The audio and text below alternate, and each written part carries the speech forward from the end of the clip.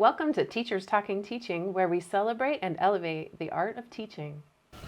Hi, this week we're back with Jason Tyler, who is a language arts, film, and theater teacher at a local high school. So Jason, thanks for joining us today. Yes, of course. Thanks for having me. Yeah, we are really excited to hear your origin story. How did you get into teaching?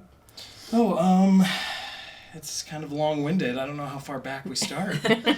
At whatever point you knew that was your path. I did a lot of theater in high school at Rocky here in town, and went to school at UNC in Greeley for that, and thought that maybe that's what I was going to do. Was going to sing and act. And I was at a party with some friends within 6 months of being at UNC, and they had Grease playing on the TV in the background, and I said to my friend, "Oh, this movie is awful. This is awful." And he said to me, "This is what you're going to be doing. If you finish this degree, this is what you're going to be doing." And I thought, oh no, never mind. Maybe this isn't for me.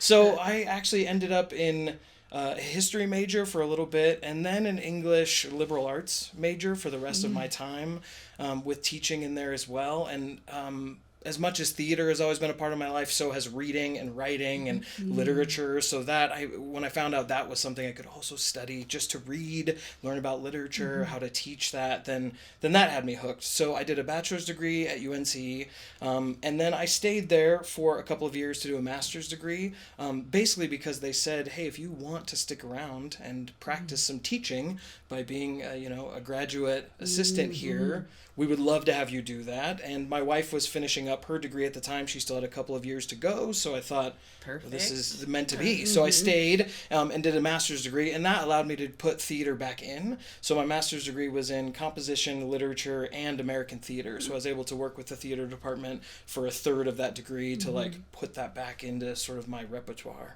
So you got a teaching degree at the same time as your undergrad, or did you end up adding that on as part of your Well, you know what? I master's? didn't get a teaching degree in either one of those. Oh. I actually ended up in the time where you could go through CDE and do an alternative licensure program, because I tried to do the licensure, but I felt like I wasn't getting enough content.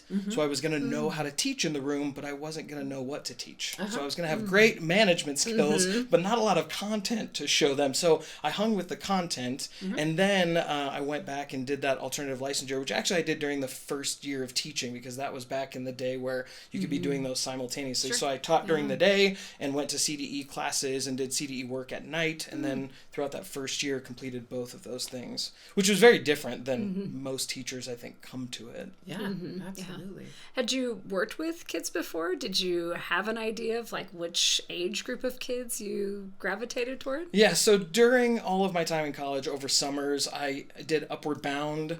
So at CSU, that was a great experience and made me realize that teenagers are very difficult, but also very fun to work with, and that it was something that I could connect with on a really great grounded basis. So I don't think if I ever spent more time with elementary or middle school agers than just a little bit, because as much as I love them, they're not for me. High school was very much for me. I love to see them in little bits, but to hang out with them as much as a theater teacher especially hangs out with that age of students, I wanted to make sure it was exactly the right age of students to be with. Yeah, absolutely. Yeah. So then your first job, did you end up teaching a little of all of those things, or? So when I started, I was teaching just language arts and helping out with theater in the evenings, the afternoons and evenings, both at the school I was teaching at and also at another school at the same time, just getting a lot of experience in. But teaching theater is tough because, there's one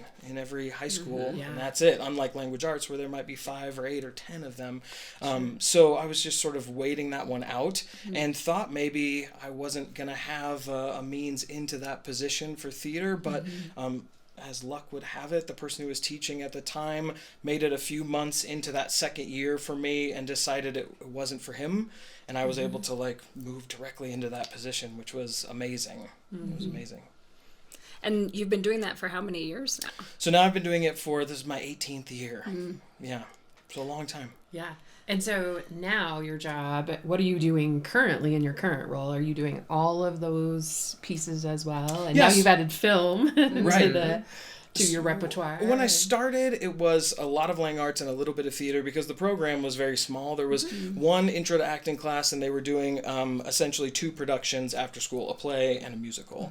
And then as the years went on, those classes built, the productions, we brought in more and more of those. So currently we have 3 levels of acting classes, an improv class, a play and script writing class, a technical theater course, and then we do 3 or 4 productions after school. So as that grew, the language arts got smaller and smaller for me because I just didn't have time.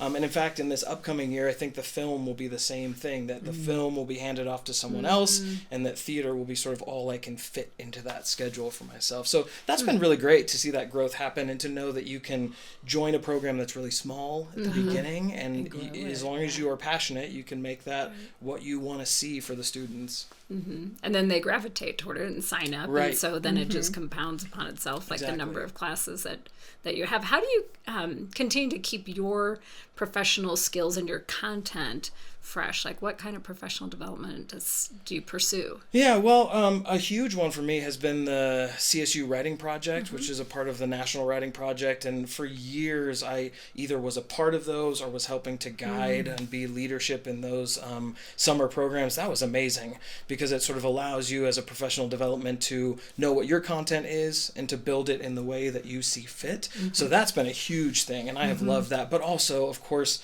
seeing as many shows as I can, doing as much with theater as I can. So over the years, I've done things with community theaters, PB&J, or these smaller productions, or helping out at our middle schools or our elementaries, just so I can keep fresh with where they're coming from as they come up the ladder of age, but also over the summer so I can keep learning whatever new skills are out there, whatever new things we need to have at our own program that maybe I'm not aware of, because it can become, sort of your little bubble if you're not careful, right? And do you have a niche in the theater world, even where you're at? Because you do mostly the musical theater side of things, the play side of things, the tech side of things, the acting, there's lots of hats to wear within that. And I'm sure you're a generalist who knows all of them. Yeah. But do you gravitate towards one of those as your area of expertise? I feel like no. I mean, I try not to, only because anytime I feel myself leaning towards one, I think, oh, but there's a lot of students over there, and I need to make sure that I also lean this way for them. So I'm not sure. Musicals have been a thing that have grown for me. I think when I started, I was much more into plays and thought, I'm not sure if my skill set works as well for musicals. And now that I feel like that balance has shifted a little bit. Musicals have become something that I really love, even though I probably wouldn't have said that in the first few years of teaching. Yeah. Nice. So what's the next 5 to 10 years look like for you as a teacher? What are you hoping will be on the horizon for you? Well, I mean, one, in this post-COVID world, just getting everyone back and doing things live and in person and together has been a huge deal. And that's a rebuilding process, I think, for everyone, the students and teachers alike. So that's part of that 5 years for me, is getting back to where we were 5 years ago, because we did, have to put so many things on pause. So part of that 5 years is getting back, I think, to where that was.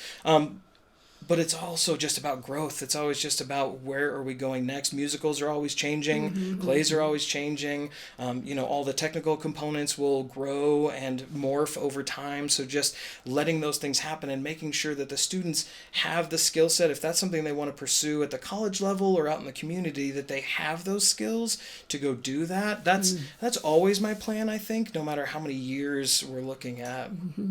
And I bet you probably have a lot of kids who come back and visit you and talk about how theater was part of, something that transformed them and led them to think about their future a little bit differently. Yeah, it's wonderful. Yeah, we have a lot of students we stay really close with, and a lot who come back to visit.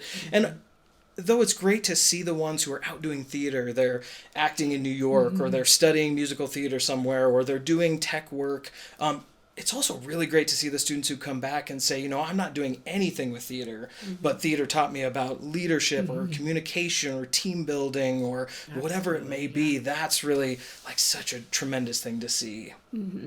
Well, thank you for sharing your genius with us. We really appreciate the work that you do as an educator, and I'm sure your students gravitate to you and to the theater program for so many reasons. Thanks. If you liked what you heard today, go to our Facebook page and like and subscribe. You can also go to YouTube and join our YouTube channel, as well as listen to us on your favorite podcasting app.